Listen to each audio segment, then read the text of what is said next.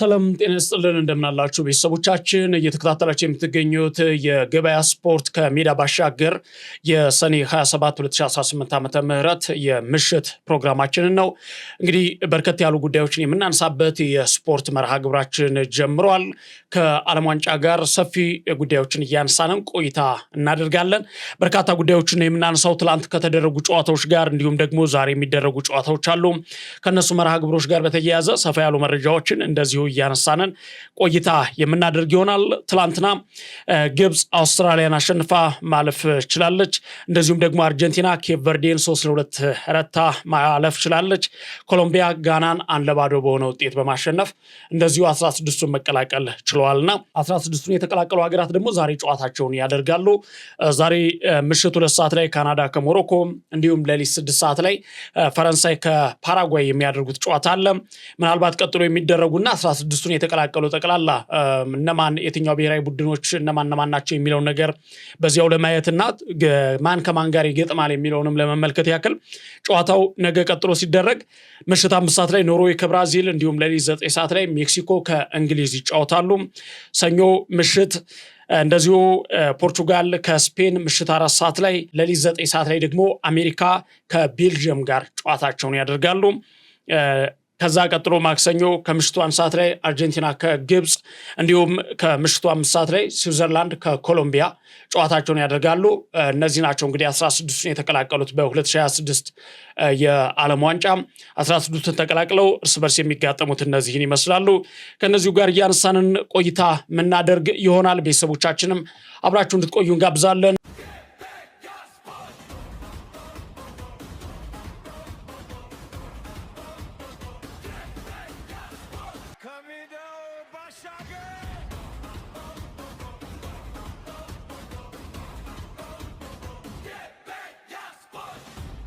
እንግዲህ ለቤተሰቦቻችን መረጃዎቻችንን ማድረሳችንን እንቀጥል። ምናልባት ከትላንትና ጨዋታዎች ጋር የተያያዙ አዳዲስ ነገሮችን ብናነሳ ትላንት የተደረጉ ጨዋታዎች አሉ። ግብጽ አውስትራሊያን አሸንፋ ማለፍ ችላለች። አርጀንቲናም ኬፕ ቨርዴን የሚገርም ጨዋታ አስመልክተውን ኬፕ ቨርዴዎች እጅግ በጣም አስገራሚ የሆነ ተጋድሎ አድርገው በመጨረሻ ለ2022 ሻምፒዮኗ እጅ ሰጠዋል። እንደዚሁም ደግሞ ኮሎምቢያ ሌላኛዋን የአፍሪካ ሀገር ጋናን አሰናብታለች እና ትላንትና የአፍሪካውያን 3 ሀገራት የሚጫወቱበት ነበረ። ከሶስቱ ያው አንዷ ማለፍ ችላለች ግብጽ። ከጨዋታው ጋር የተያያዙ ነገሮች በርካታ ነገሮች ሲነሱ ነበሩና እንዲሁ በአንተ በኩል ማንሳት የምትፈልጋቸው ነገሮች በትላንቱ ጨዋታ ጋር ተያይዘው? ኦኬ፣ እጅግ አስደናቂ ጨዋታዎች የነበሩባቸው ምሽቶች ነው የተመለከትነው። 3 አፍሪካውያን የተገናኙበት የአፍሪካውያን ቀን ብለን እኛ ራሳችን ትላንትና ሰይመነው የነበረው እለት ነበረ። ግን እንደተጠበቀው ከሶስቱም ሳይሆን ያለፉት ከሶስቱ አንዷ ናት ግብጽ። ቅድመ ግምት የሚሰጠናት ለሷ ነበር። ምናልባት የጋና ላይ ያነሳው 1 ፖይንት ነበረ። ኮሎምቢያ ኦፍ ኮርስ በጣም አደገኛ ቲም ናት፣ ጠንካራ ቲም ናት።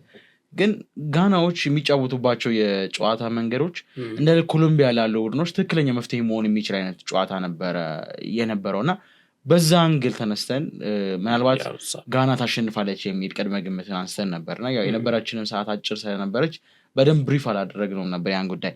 ግን በጨዋታ እንቅስቃሴ እንደተመለከትነው ጋና ምንም እንኳን ኢላማውን የጠበቀ ሙከራዎችን ባታደርግም ሜዳ ላይ እስከ መጨረሻ የነበራት ተጋድሎ ጨዋታው ማሸነፍ ይገባት ነበር ብለን ማንሳት የምንችልባቸው ሂደቶች የነበሩበት ሂደት ነበር። ጨዋታ ብቻም ነበር 14ኛ ደቂቃ ላይ ነው ጎል የተቆጠረባቸው። ከዛ በኋላ ኮሎምቢያ 20 የጎል ሙከራዎችን አድርገዋል። አያስገርምም። ፖርቹጋል ላይም 28 ሞክረዋል። ከዛ በፊት በነበራቸው ጨዋታዎች ላይ ከ15 በላይ የጎል ሙከራዎችን አድርገዋል። ከቱርክ፣ ከስፔን እንዲሁም ደግሞ ከኬፕ ቨርድ እና በመቀጠል 4ኛው ሀገር ናት በዓለም ዋንጫው ብዙ የጎል ሙከራዎች ማድረግ የቻለች ሀገር ናት እና ኮሎምቢያ አፍሪካዊቷ ጋና ላይ ያንን ማሳየታቸው ብዙ የሚያስገርም ነገር አልነበረም። ግን ምናልባት እስኪ በተዋረዳቸው በሰዓት ተዋረዱ መሰረት ስንመለስ ወደ ግብጽ ጋር ነው የምንመጣው። በጨዋታው ላይ የሆነ ምን ብለን ማንሳት እንችላለን? አሁን ግብጽ በልጣለች በተወሰነ መንገድ። ግን ሁለቱም ቡድኖች ይሄ የማይችልና የማይችል ቡድን ሲገናኝ አይነት ስሜት ነው ለኔ የተሰማኝ። ደህና ቡድን አግኝቷቸው ቢሆን ኖሮ በምን አይነት መንገድ ሊቀጣቸው እንደሚችል ስታስበው ሁለቱ ቡድኖች የተጫወቱበት መንገድ በቃ ይሄ እርስ በርስ ተመጣጣኝ የነበረ ፉክክር ነበር ማለት እንችላለን። በአውስትራሊያ በኩልም ይሄ ብለህ ብዙ የምዘረዝራቸው በጣም ብዙ ክፍተቶች ነበሩ። በግብጽ በኩልም የምታነሳቸው ራሱን የቻለ ክፍተቶች ነበረ። ኦልሬዲ አውስትራሊያ ከውድድሩ ተሰናበተች፣ ሁለተኛ ድል የላትም። ምናልባት ግብጽ ቀጣይ ከአርጀንቲና ጋር ነው የምትጫወተው። ያንን ስህተት የማረም የማስተካከል እድሉ አላት። ያን ታደርገዋለች። ምናልባት በጊዜ መልስ የምናገኝባቸው ከተጋጣሚው አንጻር ከአርጀንቲናም ጋር ሁኔታ በትናንትናው ዕለት ግን ሁለቱም ቡድኖች 15 የጎል ሙከራ ነው ያደረጉት። 5 ኢላማውን የጠበቀ ሙከራ ነው ያደረጉት። በኳስ ቁጥጥር ምናልባት ግብጽ 58% የበላይነቱን ስለወሰደች እንጂ ያን ያህል የሚራራቁም ሁኔታዎች አልነበሩም። 698 ኳስ ነው አውስትራሊያዎች በጨዋታው ላይ የተቀባበሉት።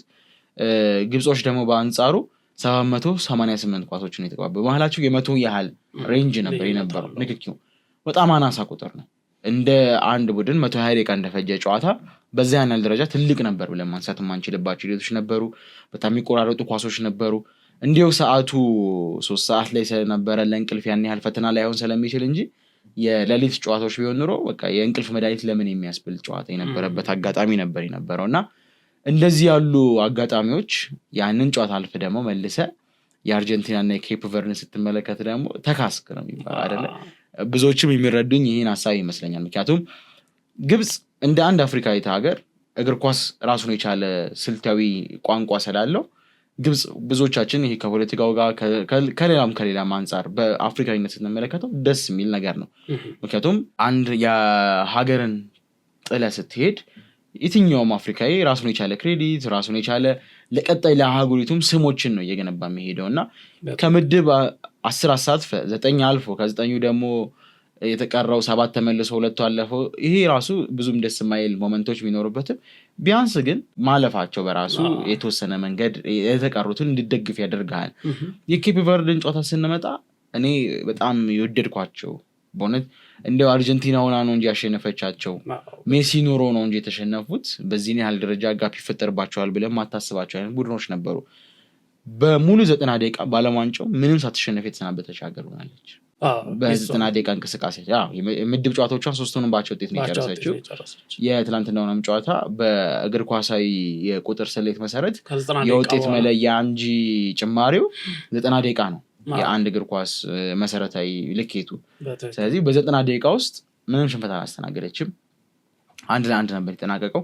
ትንሽ ጎል ሬንጅም ሁላ የነበራቸውን ሂደት ነበር የነበረው እና በጣም እጅግ አስደናቂ አፈጻጸም ነበራቸው። አስደናቂ የጨዋታ ስልት ነበራቸው።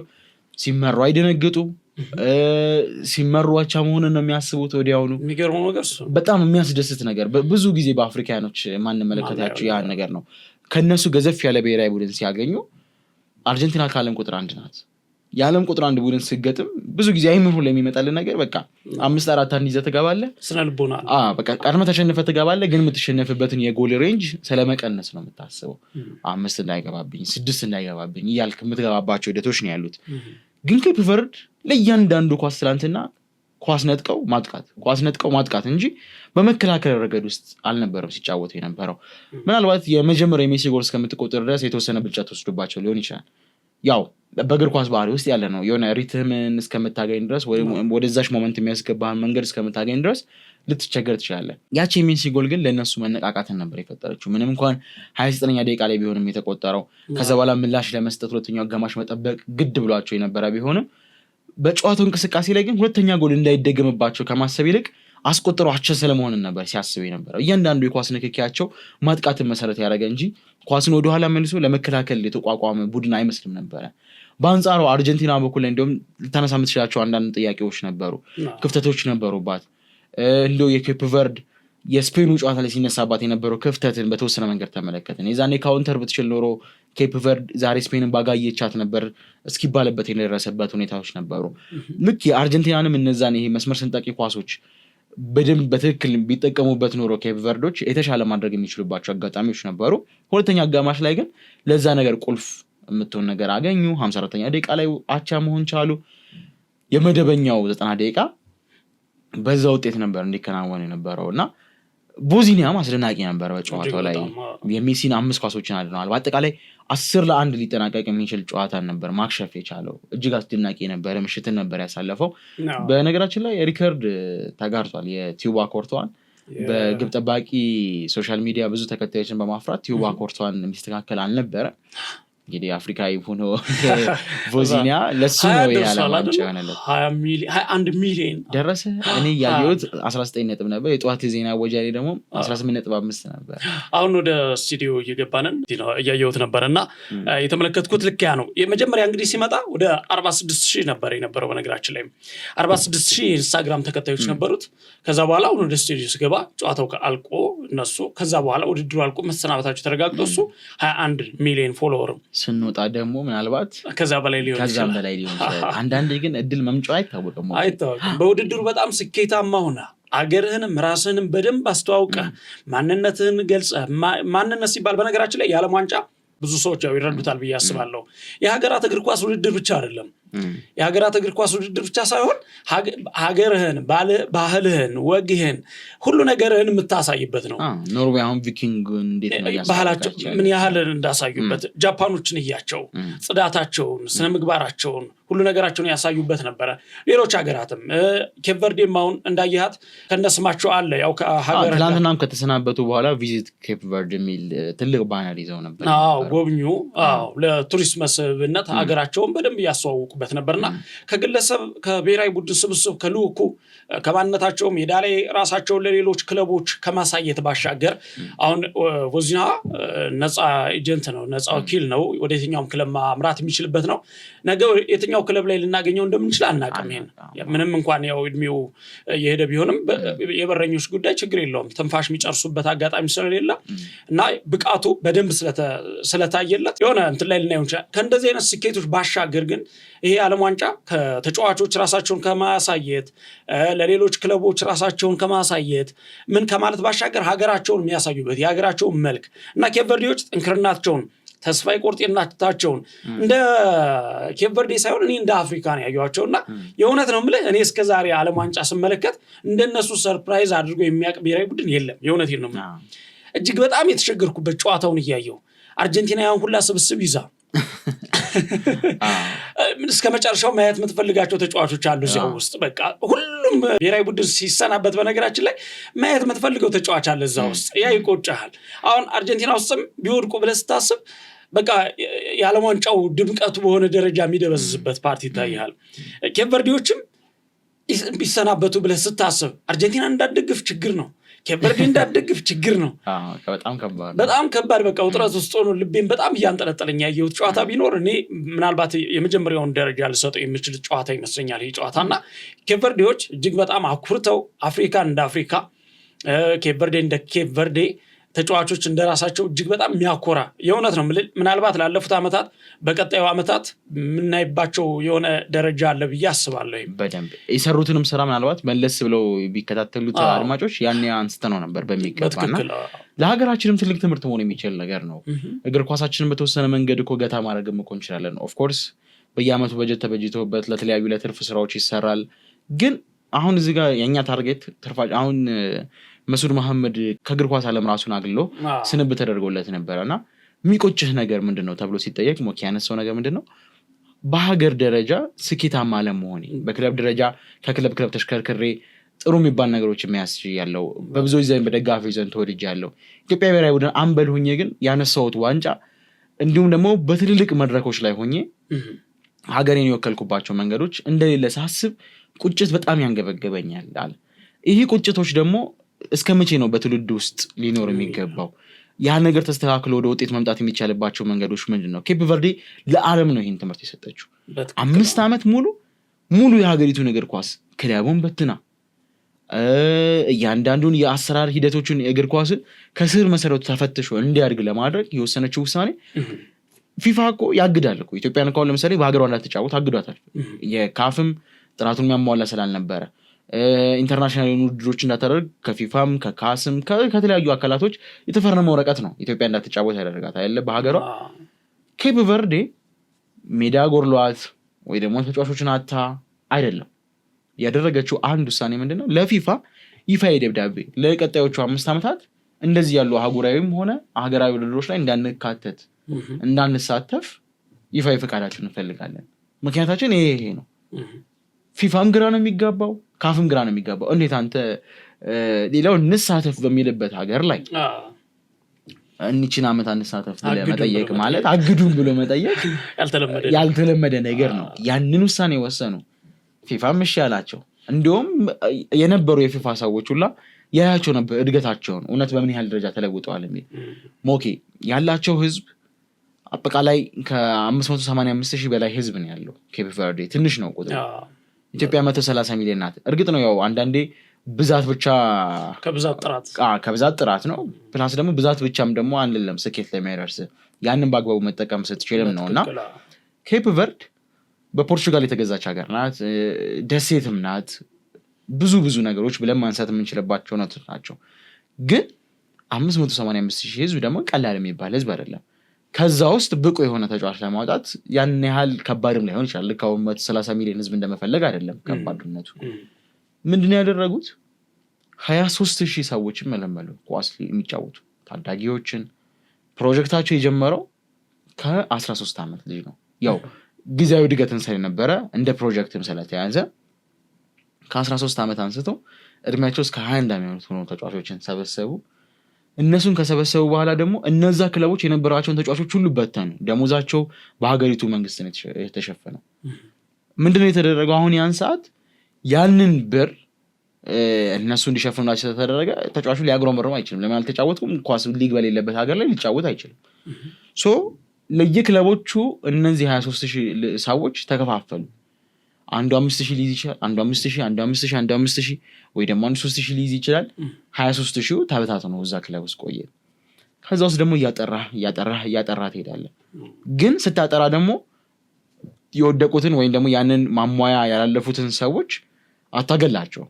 እነሱንም ደግሞ ሊታቀፉበት የሚችል የራሳቸው አካዴሚካል የሆነ ወይዎች ተከፈቱ። ሌላ ደረጃ ጥራት አላቸው የተመረጡትን ደግሞ የበለጠ ትሪትመንቱን ከዛ ፖርቹጋል በቀኝ ገዛታለች። ቅድም እንዳልኩ ፖርቹጋል ሀገር ላይ አሁን በኢትዮጵያ በእርግጥ እንደ አንድ ኢሹ መነሳት የሚችል ጉዳይ አለ። ለምሳሌ አሁን ኢትዮጵያ ዱዋል ሲቲዝንሺፕ አትፈቅድም በህጉ መንግስቱ መሰረት። ስለዚህ ለአንድ እግር ኳስ ተጫዋቾች ፍቃድ ብለህ ይህንን ህግ ልታሻሽል የምትችልባቸው መንገዶች አነስተኛ ናቸው። ያው ኢትዮጵያ እግር ኳስ ፌዴሬሽን በተደጋጋሚ ይህንን ነገር ለማስተካከል ፕሮሰስ ጀመረ ያለው ቢልም ግን ምናልባት ይሄ በቢጫ ካርድ ወይም ደግሞ ይሄ ለብዚ ብቻ ተብሎ ከሚዘጋጅ ፓስፖርት ምናልባት እንደ አማራጭ አለ። ብዙዎች ኤርትራንም ከቅርብ ጊዜ ወዲህ ተመልክተናታል በዚህ አይነት መንገድ። ሌሎች ሀገራቶች እየተከተሉ ስለሆነ ምናልባት ያንን አጋጣሚ መከተል የምንችል ከሆነ አናጣም ብዬ አስባለሁ። ተጫዋቾችን ምርጥ ሊሆኑ ይችላሉ። ግን ኢትዮጵያ ውስጥም ያሉትም አሁን በሊጉ ላይ ያሉትም መጥፎ የሚባሉ ደረጃ አይደለም። አንዳንዴ የሆነ የሚለጠፍብህ ስም ጥሩ ብትሆንም ላይሆን የሚችልባቸው ሁኔታዎች ነበሩ። እንደዚህ ያሉ ሞመንቶች ስለሚፈጠሩ ኬፕ ቨርድ ታዲያ ምንድን ያደረጉት? ሞኬ ከፖርቹጋል ውስጥም የኬፕ ቨርድ ደም ያላቸውን ሰዎች ማፈላለግ ጀመሩ። ለኬፕ ቨርድ መጫወት የሚፈልጉትን ሰዎች ፈለጉ። ለሀገራቸው ማሊያ መዋደቅን የሚፈልጉ ሰዎችን አሰሱ። ከዛ በኋላ የ21 ዓመት ፕሮጀክታቸውን ደግሞ ከ13 ከ21 ያለውን ይዘው ተጨማሪ ደግሞ ከ21 ልክ አሁን ቮዚኒያ ወደ መጡበት መንገድ ሁላ እስከ 45 ባለው ካታጎሪ ለልምድ ለአመራርነትም ለብዙ ነገሮች አሁን እዚህ ጋር እኮ በአመራር ደረጃ ላይ የተቀመጠው ሰው እኮ ጉዳይ አይደለም ብሎ ገንዘቡን የተቀበለ እኮ መኖር ይችላል። ወይ ደግሞ የተወሰኑ ነገሮችን እየመለመለ እኮ ወደዛው ላይ ያልፍ ይችላል። ሀገሪቱ እኮ ልክ እንደ ኢትዮጵያ እኮ በየማጣሪያው ልትጫወት ትችላለች። ግን ከማጣሪያ አልፋ ዛሬ እንደዚህ ድረስ ስኬት ሲቀመጥ አመራሩ ማን ነው ይላል። እኛ አሁን አጀንዳ አድርገን ርዕስ አድርገን እያወራን ያለነው ኬፕ ቨርድ እነሱ በሰሩት ስራ ነው። አሁን ግን ይሄ ስራ ባይሰራ ነው ኬፕ ቨርድ ማናት ማንም አያውቃትም። አሁን ግን ኬፕ ቨርድ ያወቅናት ምንድን ነው? በአፍሪካ ዋንጫው በዓለም ዋንጫው ታወቀች ይቻላል። ያን ያ በተሰራው ስራ ከስር መሰረቱ ስትሰራው ውጤታማ ነው እንጂ የምትሆነው ኪሳራ ውስጥ የምትገባበት አጋጣሚ በጣም አናሳ ነው። አሁን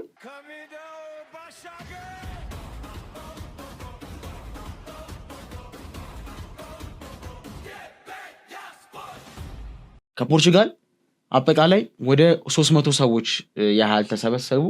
ከነዛ 300ዎች ውስጥ ኑሯቸውን እዛው በኬፕ ቨርድ ለማድረግ የተስማሙት እጅግ ጥቂቶቹ ነበር። 79 የሚደርሱ ነበሩ። ከ79ኙ ደግሞ የተመረጠው ደግሞ 26 ሰው ነበረ። እነዛ 26ቱ ከነዛ ካቴጎሪዎች ጋር በአጠቃላይ 3000 ተመረጠ። በነዛ በ3000 ሂደቶች ውስጥ ሞኬ ብታምንም የህንፃው ስም እርግጠኛ አይደለሁም፣ ግን እንደ ትምህርት ቤት የሚሆን ህንፃ ተቋቋመ። ዶርም ያለው ምን ያለው ባለ 12 ፎቅ ነው። ከ8 ፎቅ በኋላ ያለው እንደ ዶርም ተደረገ። ሌላኞቹ ደግሞ በየአካባቢያቸው ቅርብ የሆኑ ወደ የቤታቸው እንዲያድሩ የሚያስችል ከዛ በኋላ ጠዋት ማታ ልምምዶች እየተሰሩ ሀስል እያደረጉ የቀረው ቀርቶ ከዛ ውስጥ ልክ አሁን እንደ ቤንጃሚን ዚመር ኢትዮጵያ ብሔራዊ ቡድንን 3 ፖይንት ብዙ አካዳሚዎች ዙረው አስሰው ልጆችን እንደመረጡ ለ17 ዓመት ብሔራዊ ቡድናችን ያደረጉባቸው ሁኔታዎች አሉ። ምናልባት ሞኬ በአሁኑ ሰዓት ላይም ጨዋታ እየተደረገ ነው። ለማንሳት ያክል የኢትዮጵያ ብሔራዊ ቡድን ከዛምቢያ ጋር እየተጫወተ ይገኛል። ከ17 ዓመት በታች ብሔራዊ ቡድናችን እየተቀረጸበት ባለበት ሰዓት ላይ እና ምንድነው ኢትዮጵያ ለዓለም ዋንጫው ለማለፍ 180 ደቂቃ ነው የቀራት። እንደ ብዙ አድርገን ማንሳት ብዙ ርዕስ አድርገን ማንሳት እንችላለን።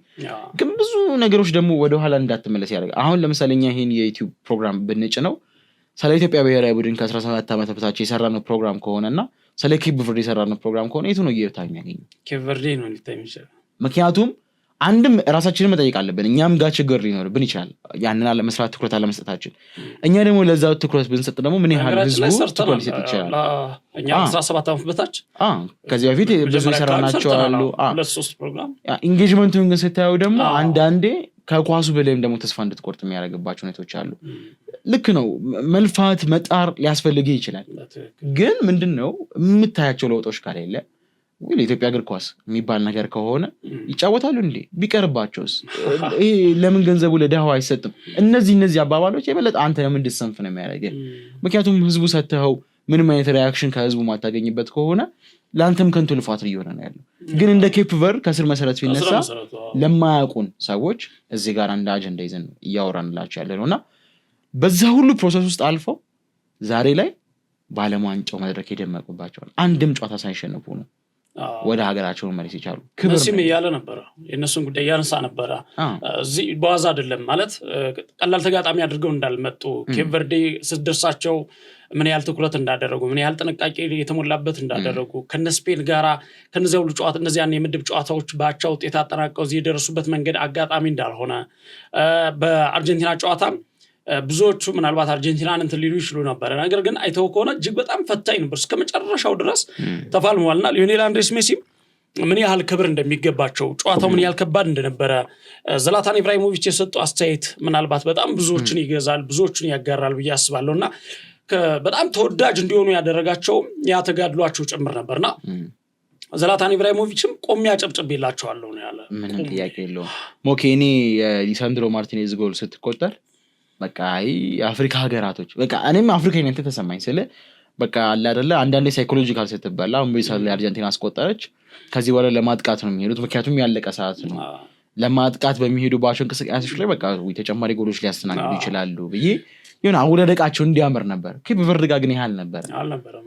ጥንቃቄ ከማጥቃት ጋር ስልቱን በማድረግ ሲጫወቱ የነበራቸውን ጥንክርና ወደ ማጥቃቱ አመጡት። 10 ደቂቃ ነው የፈጀባቸው አቻለም ሆነ የነበሩበት ጎል የተቆጠረበት መንገድ ሁላ እኔ እኮ ኢትዮጵያ አሸነፈች ያህል ነው የመሰለኝ። አቻ ሲሆን የዘለልኩባቸው መንገዶች በእውነት ነው የሚለው አፍሪካውያን ደስተኛ ነበር። አፍሪካ ብቻ ሳይሆን ሌሎች ሀገራትን በነገራችን ላይ ኬፕ ቨርዴ ደጋፊ ሆኖ የተመለከተን ነበር። ብትደግፋቸውም ደግሞ ደስ የሚሉ የሚሉ ናቸው። ያቺ ሮሜሮ ኳስ ስትቆጠር ምን ማሰብ ጀመርኩኝ፣ በቃ አሁን ኦልሬዲ 3 ደቂቃዎች ይቀራሉ፣ 7 ደቂቃዎች ይቀራሉ፣ ጭማሪ 3 ቢጨመር 10 አለ። ቅድም 10 ጎል ሬንጅ ነው የገባው፣ ያገባሉ ብዬ መጠበቅ ጀመርኩ። አሁን ሌሎች የአፍሪካ ሀገራቶች ላይ ወይ ደግሞ ሌሎች ሞመንቶች ላይ ቢሆን ኑሮ በቃ ተስፋ የምትቆርጥባቸው ሰዓት ናቸው እነዚህ አጋጣሚዎች። ግን ምን ወደ ማለት ትጀምራለህ አንተ በቃ አይተሃላ ስለለመድክ ማሸነፍ የሚለውን ነገር እነሱ ስላየህ አንተም አብረህ የእነሱን ስሜት የምትተጋባው አረ ያገባሉ እያልኩ ማየት ጀመርኩኝ በቃ። ከዛ ግን ያው ቢሆንም የክብር ሽንፈት የጀግና ሽንፈት ነው ማለት እንችላለን። በትክክል የነሱ ሽንፈት በእውነት በጣም አስደሳች ነበረ።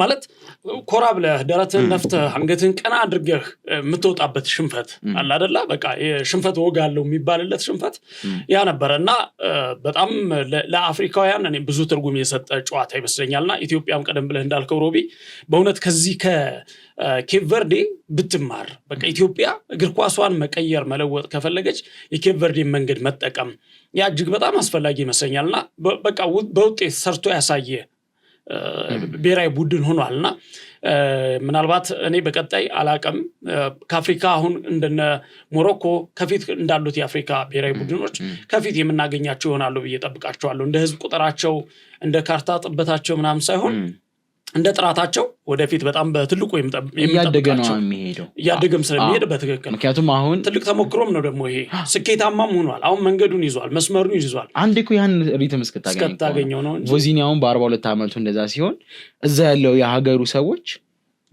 ምለው ማሰብ ይጀምራሉ ኦኬ ነገ እኔም እንደሱ መሆን እችላለሁ እንደሱ መሆን እፈልጋለሁ አሁን ብዙ ኢትዮጵያውያኖች እኮ በፊት ካየ ኢትዮጵያ ብትሮጥ ነው የሚሻለው ተብሎ በሩጫ በጣም የገነንባቸው ሬቶች ያሉት አይደለ አሁንም እንኳን ያንን ክብር በተወሰነ መንገድ እያጣን ያለ ነው ግን ምንድነው ብዙ ጊዜ እኔ ከሲስተር ራሱ ጀምሬ ብመለከት ኢትዮጵያና አትሌቶች ሲያሸንፉ ስታይ ነገ ሩጪ ነው የሚላጣል በቃ ሯጭ ካልሆንኩ የሚል ስሜት ነው ያለው ብዙ ሰው ጋር ያለው ያ ነው መነሳሻ መሆን ተምሳሌት መሆን የሚችሉባቸው ሬቶች ነው ያሉት በተለይ ደግሞ ከእድሜ መግፋትና በዓለም ደረጃ እንደዚያ ስኬታማ መሆን ጋር ተያይዞ ሁሉም ሰው ያነሳሳል በጣም በቃ እኔ ሳድግ ምንድነው መሆን የምትፈልገው ስትባል እንደነሱ መሆን አንድ ተምሳሌት መፍጠር ይቻላል እና ያኛው ፓሽን ራሱ የወለደው ሌላ ልዩ ችሎታ ሊመጣ ይችላል በትክክል ምናልባት ከትላንትናው ጨዋታ ጋር ተያይዞ ሳናነሳው ማናልፈው ነገር የሊዮኔል አንድሬስ ሜሲ ጉዳይ ይመስለኛል ሊዮኔል አንድሬስ ሜሲ እንግዲህ ያው በ7 ግቦች የአመቱን ከፍተኛ ግብ አስቆጣሪነት እየመራ ነው የሚገኘው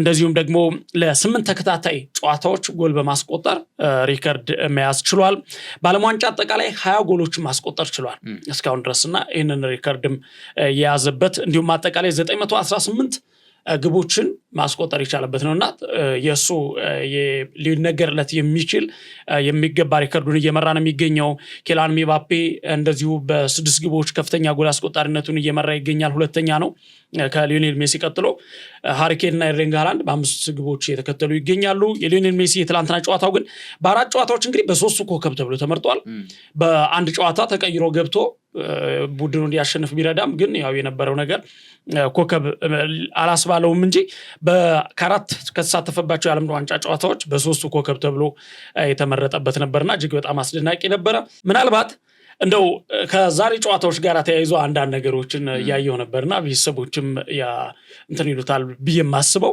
ካናዳ ከሞሮኮ 2 ሰዓት ላይ ነው ጨዋታቸው እንደዚሁም ደግሞ 6 ሰዓት ላይ ፈረንሳይ ከፓራጓይ ጨዋታቸውን ያደርጋሉና የፓራጓይ ግብ ጠባቂ ጆዜ ሉዊዝ ችላበርት የሚባል ግብ ጠባቂ ቀድሞ ግብ ጠባቂ ነው እና ምንድነው አፍሪካን ነው የምንገጥመው ወይም የአፍሪካን ብሔራዊ ቡድን የምንገጥመው ብሎ የፈረንሳይ ብሔራዊ ቡድንን እያነሳ ነበርና እርግጠኛ ነኝ ብሏል ፈረንሳይ ዛሬ ፓራጓይን ታሸንፋለች ምንም ጥርጥር የለውም ያው ለዓለም ዋንጫ የምትጠበቅ ሀገር ስለሆነች ያው ስለሚያውቀው ዘርፉን ግምቱን ይሄ ደጋፊነት አላጠቃውም ማንም ይገምተው ነው ከዛ አንጻር እያነሳ ነበርና በ1998 ከፈረንሳይ ብሔራዊ ቡድን ጋር ነበር የተጫወት ነው ዛሬ ግን ከአፍሪካ ብሔራዊ ቡድን ጋር ነው የተጫወተው ብሎ ሸንቆጥ አድርጓቸዋልና ሌላኛው ምናልባት እንዲሁ ለቤተሰቦች የሚጋሩት ብዬ ያሰብኩት መረጃ አንድ መረጃ እያየው ነበረ አስቂኝ የሆነ መረጃ ነው በእርግጥ የእንግሊዝ ብሔራዊ ቡድን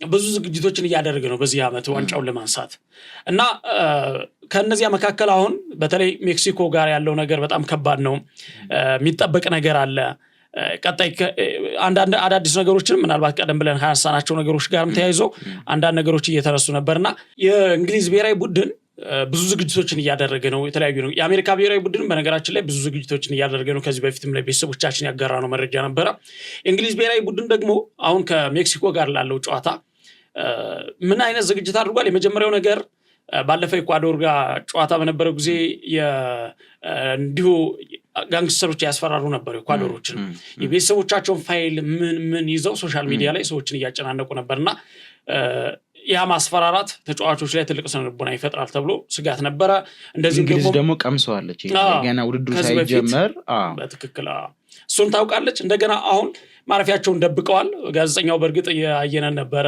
የሜክሲኮ ጋዜጠኛ እናጋልጣቸዋለን እያለ ነበርና እንደዚህ ይቻላል እንዴ ያልኩኝ ነበር ጋዜጠኛው ነው ፈርተዋል የዛኔም ገና የመጀመሪያው ጨዋታ ላይ ካንሳስ ሲቲ ላይ ነበር ገና የምድብ ጨዋታዎች ከመጀመራቸው በፊት ሞኬ እነሱ ያረፉበት ስታዲየም ጋር ቶክስ ተከፈተ በድንገት ልምድ እየሰሩ ደግሞ ሰደድ እሳት የተነሳባቸው ነቶች ነበር የነበረውና ምንድነው ይሄ ነገር ችግር አለባቸው እንደ ከስዊዘርላንድ እና ከእንግሊዝ ጋር ነበር ምን ላይ ነበረው 9 ሰዎች የቆሰሉበትን እነ ራይስ እና ቤሊንጋም በመስኮት ያዩ ነው የተቆሰው ያን ሰዓት ፖሊስ እስከሚመጣ ምናምን ነገር በሌላ ቦታ ነበር ይዟቸው ያሾለኳቸው እና ያንን ነገር እንዳይደገም በተለይ ደግሞ አሁን የኢኳዶርን ሰምተ መጀመሪያ በአይና አይተ አሁን ደግሞ አንተ ራስህ ከሜክሲኮ ጋር ስትሆን እጅግ በጣም ከባድ ጫና አለው። ወደ ሀገር ይመልሱኛል ለማለት እኔ በዚህ ጨዋታ በጣም ብዙ ነገር ልንመለከት እንችላለን ብዬ አስባለሁ። እንዲያም ሆኖ ግን ከእንግሊዝ ብሔራዊ ቡድን ጋር ሌላኛው የምናነሳው ነገር የእንግሊዝ ተጫዋቾች ቪያግራ ለመዋጥ ማሰባቸው መረጃ ወጥቷልና ምንድነው ከሜክሲኮ ጋር ባለው ጨዋታ ከዚሁ ጨዋታ ጋር በተያያዘ ምናልባት ከአተነፋፍስ ስርዓት የአየር ንብረቱ ጋር ተያይዞ የአተነፋፍስ ስርዓት ይህንን መንገድ ምናልባት በተለየ መንገድ አሜሪካውያንም በሌላ መንገድ እያዩት ነበረ። በተለይ የፍጹም ቅጣት ምት ላይ የተጫዋቹን ስነልቦና የሚገመግም ቴክኖሎጂ በአሰልጣኞች በኩል ቁጥጥር እየተደረገበት ያ ነገር መጥቷል። የፍርሃት ስሜት ከሰማ። አሁን ለምሳሌ ሰሞኑን አይተው እንደሆነ አልጫወትም አለ ቨርጂል ቫን ዳይክ አልመታም አለ። ያ ፍራስትሬሽን ነው፣ ፍርሃት ነው፣ ያንን ነገር ተጽዕኖውን የመቋቋምና ይህንን ነገር በደንብ የሚገመግም ቴክኖሎጂ አሜሪካ በዚህ ውድድር ላይ ውጤታማ ለመሆን ያንን እሱን ነገር እየተጠቀመች ነውና ሌላኛው የእንግሊዝ ተጫዋቾች ከዚሁ ጋር በተያያዘ ከአተነፋፍስ ችግር እንዳይገጥማቸው ቪያግራ ለመጠቀም ስለማሰባቸው ነውና ቱሄል በነገራችን ላይ ሞኬ ገና ዓለም ዋንጫው ሙቀት እንደሚሆን አስቦ ልምዶችን ሲያሰራቸው የነበረው ይሄ በጣም ስብ የሚያቀልጥ አይነት ጃኬት የለም እሱን አስለብሶ ልምድ ያሰራቸው ነበር በጠራራ ፀሐይ። ከዛ አረ ቀለጥን ይሉታል ተጫዋቾቹ። ከዛ ኦኬ በቃ እንደዛ ከሆነ ሲስተም ልቀይርላችኋልና ሞኬ ድንኳን ጥቁር ድንኳን ያደረገው ፀሐይ ጭራሽ የሚመጥ ድንኳን ውስጥ ልምድ ያሰራቸው ነበር። ትልልቅ አምፖል ነው የገጠመው። ምን ያህል መብራቶች ሙቀት እንዳላቸው መገመት ቀላል ነው። ፀሐይ ላይ ደግሞ በጥቁር ድንኳን ውስጥ ላስቲክ ድንኳን ውስጥ ስትጫወት ያለውን አስበው። እንደዛ አድርጎ ልምድ ሲያሰራቸው ነበርና የሰው ሊገለን ነው ብለው ነበር ሁሉ ማሰበው የነበረው። ለዛም ሙቀት እንዲሆን ከሌሎች ሀገራት በተሻለ ኮንትሮል ያደረጉት እነሱ ይመስለኛል። ለመላመድ ከነገሮች ጋር በጣም ጥረት አድርገዋልና ሌላው ደግሞ እንደዚህ አይነት ነገሮችን መጠቀም የሌላኛው መንገድ ሆኗልና ይሄ ያልነው የቪያግራ ጉዳይ የደም ዝውውር ስርዓት ጋር የተያያዘ በጣም ጥሩ ግንኙነት እንዳለው ተነግሯል። ሰዎች ለሌላ ነገር የሚጠቀሙ ሳይሆን ይሄኛው ከአተነፋፍስ ጋር ከደም ዝውውር ጋር በጣም ጥሩ ግንኙነት ያለውና እንዲሁም ደግሞ የዶፒንግ ህግ የማይከለክለው ከመሆኑ ጋር ተያይዞ ይህንን ለመጠቀም ስለማሰባቸው በዚህ ጨዋታ እኔ ምናልባት ጨዋታው በተቃረበ ቁጥር የምንሰማቸው አዳዲስ ነገሮች በጨዋታው ጊዜም የምናያቸው በጣም ብዙ አዳዲስ ነገሮች ይኖራሉ። ከዓለም ዋንጫ ምናልባት እንደ ፍጻሜ የማየው ጨዋታ ነው። ይህ ጨዋታ እንደ ፍጻሜና ምን እንደሚያጋጥም ምናልባት ለቤተሰቦችም ተከታትለን የምናደርሳቸው ይሆናል። ሜክሲኮ እስካሁን አለመሸነፏ ምንም ጎል አልተቆጠረባትም። ብዙ አዚቴክ ደግሞ ታሪክ አላት እንግዲህ በጣም ስቴዲየሙ የሜክሲኮ ስታዲየም በአርጀንቲና ተዘረፈን ብለው የማራዶና ኤግዜር እጅ የተቆጠረበት ሜዳ ነበር። አሁን አርጀንቲና ከእንግሊዝ ብዙ ነገር ማስታወስ የሚችሉባቸው ሁኔታዎች ያሉት እንግዲህ ሞኬ ጥሩ ቆይታ ያደረገን ይመስለኛል አይደለ? ብዙ ነገሮችን አንስተናል። ዛሬ የሚደረጉ ጨዋታዎችንም ጭምር በደንብ በሚባል ደረጃ ነካክተናቸዋል። አፍሪካውያን ከፓራጓይ ተብሏል። እንግዲህ ያው ብናወጣ እኮ ሞኬ አሁን ስብስብ ውስጥ ካሉት ውስጥ እኮ ራያን ቸርኪ ሁላ እኮ የአልጄሪያ ዘር አለበት። ቀይ ስለሆነ ጥቁር ስላልሆነ አፍሪካዊ ዘር የለበትም ማለት አንችልም። አንድ ያለው ብቸኛው ራቢዮት በቃ ትክክለኛ የፈረንሳይ ዘር ያለበት እሱ ብቻ ነው። እንዴት ይጠበቃል ይሄ ጨዋታ? በጉጉት የምንጠብቀው ነው። ሞሮኮ ከካናዳ ሌላው ካናዳ አዘጋጅ ናት። ሞሮኮ ደግሞ ለአፍሪካ እንደ ጥሩ ተምሳሌት እየሆነች ያለች ሀገር ናት። ሁለቱም ያደረጉት ተጠባቂ ፍልሚያም ብዙዎችን በጉጉት የሚጠብቁት ጨዋታ ይሆናል ብዬ አስባለሁ። በጠዋት መዳረሻችን ፕሮግራም ጨዋታዎቹ እንዴት ነበሩ፣ ምን ሲመስል ነበር የሚለውን በስፋት የምናነሳ ነው የሚሆነው። አብራችሁን ስለነበራችሁ ከልብ እናመሰግናለን። ሳደምጠ የቆያችሁት ከሜዳው ባሻገር በገበያ ስፖርት ወደ እናንተ የደረሰው መርሃ ግብር ነበር። እኔ ሮቤል አብርሃምና መኮንን አልማው በጋራ በመሆን ከቴክኒክ ተቆጣጣሪዎቻችን ጋራ በሚገባ አሳለፍን። ዳግም በሌላ ፕሮግራም እስከምንመለስ ድረስ ቸር ሰንብቱ።